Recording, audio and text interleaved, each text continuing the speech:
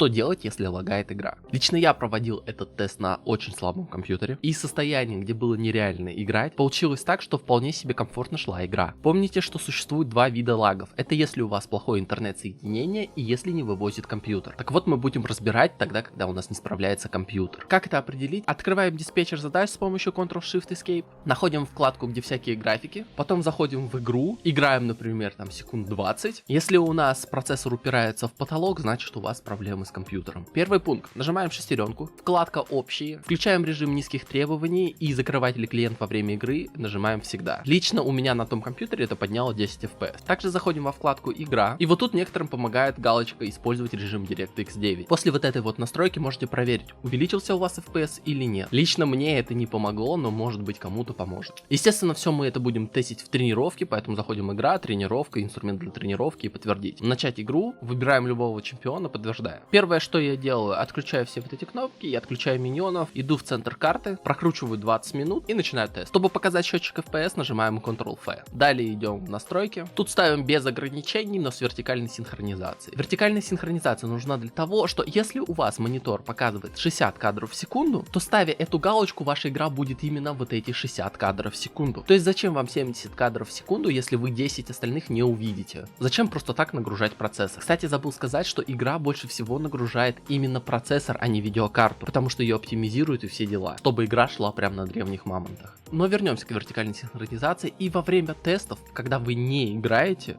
вы можете отключить эту галочку для того, чтобы понять, вообще работает или не работает. Как мы видим, у меня 236 FPS. И можете сами потыкать всякие настройки и посмотреть, положительно они влияют или нет. Например, вспомните про ту галочку DirectX 9 и посмотрите, прибавляет вам она FPS или нет. Но давайте я вам покажу, какие именно шаги я сделал для того, чтобы повысить свой FPS. Я вбил в гугле такие слова, как низкий FPS LOL, и вышел вот на эту страницу Рита. Первое, что они рекомендуют, это эффекты перегрева. Действительно, если у вас в первой игре не было лагов, а вторая игра начинает лагать, то скорее всего это перегрев. Также может быть, если у вас на 20-й минуте не лагало, а на 30-й лагает, тоже может быть перегрев. Поэтому просто почистите свой компьютер от пыли. Следующая настройка — это отключение звуков в игре. Заходим в звук, включаем флажочек, нажимаем ОК, поднимается FPS. Профиль. Очистка системного реестра. Лично я бы советовал пропустить этот пункт, но если вы хотите, можете попробовать с помощью программы CC Cleaner. Следующий пункт — это у нас драйверы. Действительно, если вы недавно переустанавливали Windows, то может быть такое, что у вас не будет драйверов на видеокарту. И тогда установка драйверов вам действительно поможет. Но скорее всего у вас нету проблем с драйверами, поэтому просто пропускаем этот пункт. Естественно, перед запуском игры отключайте все ненужные программы. И не забывайте, что многие программы работают в фоновом режиме, поэтому заходим в трей, то есть вот этот треугольничек, и вот тут смотрим. Следующий пункт — это вирусы. Конечно же, если у вас есть вирус на компьютере,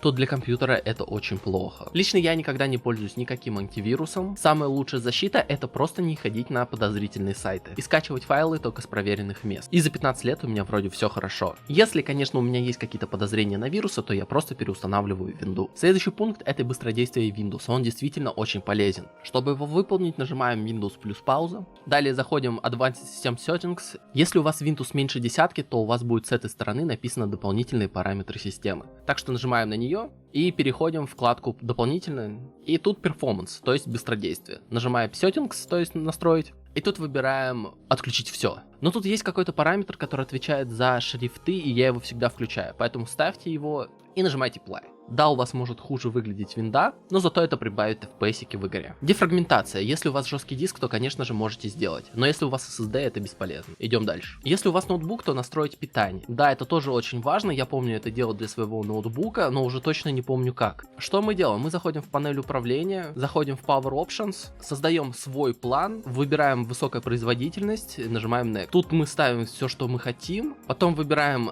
изменить настройки плана, изменить дополнительные настройки.